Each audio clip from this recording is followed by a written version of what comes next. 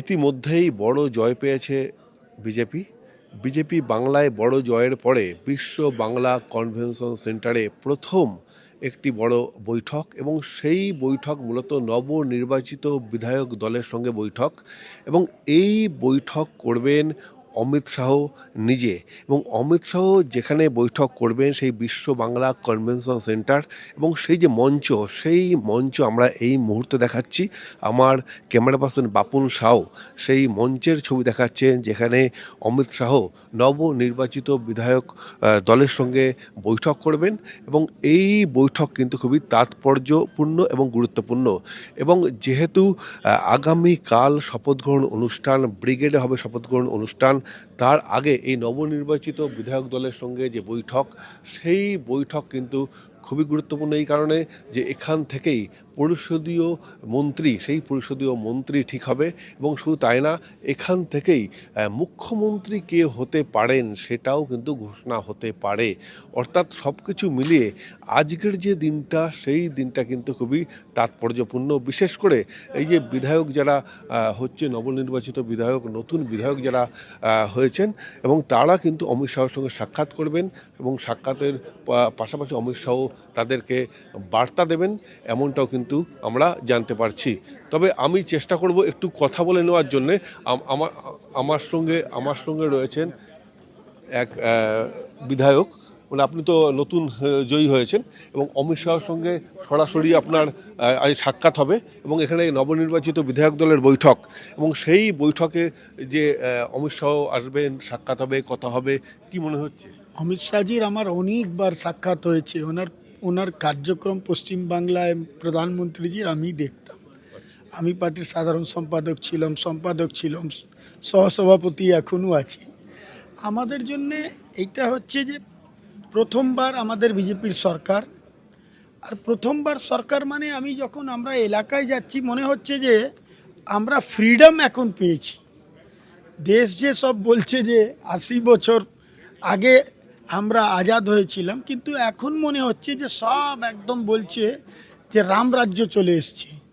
তো একটা ভালো পরিস্থিতি, ঐতিহাসিক কালকে আমাদের ব্রিগেডের ময়দানের মধ্যে আমাদের মুখ্যমন্ত্রী শপথ নেবেন। ভালো বাতাবরণ। এখন পুরো পশ্চিমবাংলার মানুষ দু হাত তুলে প্রথমবার বিজেপিকে ভোট দিয়েছে। একদমই। আর আমিও চেষ্টা করব আর একজন সঙ্গে কথা বলতে, বিশেষ করে শঙ্কর ঘোষ। এবং শঙ্করদা আজকে কিন্তু এই যে নবনির্বাচিত বিধায়ক দলের বৈঠক, সেই বৈঠকের টোটাল তত্ত্বাবধান করছেন। আমরা যা দেখতে পাচ্ছি, সকাল থেকে তিনি আছেন, যেহেতু অমিত শাহ আসবেন এবং কাল শপথ গ্রহণ অনুষ্ঠান। তার আগে এই যে শঙ্করদা, এই যে কি বার্তা দেবেন, যে মানে কি মনে হচ্ছে কি? না, ঐতিহাসিক একটা মুহূর্তে আমরা প্রবেশ করতে চলেছি। তার প্রাথমিক প্রস্তুতি আজকে পরিষদীয় দলের নেতা নির্বাচন, আগামীকাল সরকারের শপথ গ্রহণ, বিকশিত ভারত, বিকশিত পশ্চিমবঙ্গ, এই ছিল স্লোগান। ফলে সেটাকে সম্পূর্ণ মর্যাদা দেওয়া।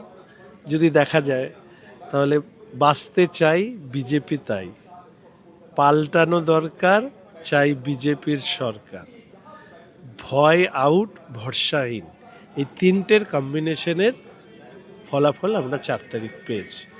এবার মানুষের যে প্রত্যাশা, সেই প্রত্যাশা পূরণের জন্য সরকার কাজ করে। পরিষদীয় মন্ত্রী এবং মুখ্যমন্ত্রীর নাম এখানে ঘোষণা হবে আজকে। এই বিষয়ে তো পরিষদীয় দলের নেতা নির্বাচিত হয়, তো ফলে সেটা তো ঘোষণা হবে। বাদবাকি অ্যানাউন্সমেন্ট কেন্দ্রীয় নেতৃত্বই বলতে পারবে। একদমই। তার পাশাপাশি আর একটা গুরুত্বপূর্ণ বিষয়, যে আপনারা তো অনেক লড়াই করেছেন, সংগ্রাম করেছেন, বড় জয় পেয়েছেন। এবার আপনাদের সরকার, এবার আপনাদের এই সরকারের মানুষের প্রত্যাশা আরও বেশি। সেক্ষেত্রে কিভাবে সুশাসন প্রতিষ্ঠা করবেন মনে হচ্ছে? দেখুন, সরকার তৈরি হওয়ার পর আমরা যে সংকল্পপত্র দিয়েছি, সেটাকে মাথায় রেখে গুড গভর্নেন্স যাকে বলে, সেটাকে ইমপ্লিমেন্ট করতে হবে। ভাবনার থেকেও বেশি হচ্ছে প্রয়োগ। সেই প্রয়োগের জায়গায় ভারতীয় জনতা পার্টি থাকবে। এখন আমরা দেখছি যে একটা হিংসার একটা বাতাবরণ তৈরি হয়েছে, বহু পার্টি অফিস দখল হচ্ছে। শুধু তাই না, অনেক ক্ষেত্রে দেখছি যে একটা হিংসাত্মক পরিস্থিতি। কিছু অনভিপ্রেত ঘটনা হয়েছে, এবং সব থেকে শকিং যে ঘটনা চন্দ্রর সাথে হয়েছে, সবটা মিলিয়ে কাম্য ছিল না। 4th মে অবধি তো এখানে এই ধরনের হয়নি। এই মাঝখানের ইন্টারিম যে সময়টা, এই সময়ে রাজ্যের মাননীয় মুখ্যমন্ত্রী তার ব্যবহারিক যে প্রয়োগ, সাধারণভাবে পদত্যাগ করা ইত্যাদি, তার উল্টো একটা অবস্থান, এই সমস্ত গণ্ডগোলের অন্যতম কারণ হতে পারে বলে আমি মনে করি। তবে সরকার গঠন করার পরে দ্রুত আইন শৃঙ্খলার পরিস্থিতি ঠিক করে না। মানে বিরোধী দলের আত্মসহায়ক তিনি খুন হয়ে গেলেন, এরকম দুর্ভাগ্যজনক, এবং এর থেকে বোঝা যায় যে বিগত সরকার বা যে দল পরিচালনা করেছেন তারা কতখানি আক্রমণাত্মক বা হিংসাত্মক হতে পারে। আমি তো এইটাই ভেবে শিউরে উঠি, 2021-এর 2রা মে যা হয়েছে, 2026-এর 4ঠা মে বিজেপি সরকার না জিতলে, বিজেপি দল সরকারে না আসলে এতক্ষণে কয়েকশো লাশ পড়ে যেত।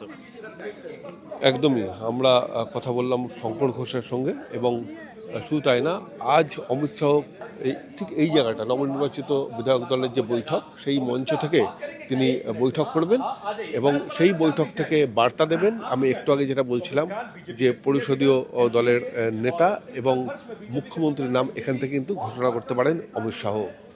আমার সঙ্গে ক্যামেরা এত কিছু বাপন শাহ, আমি রিপোর্টার বিপ্লব চক্রবর্তী। আপনারা দেখতে থাকুন এই সময় লাইভ।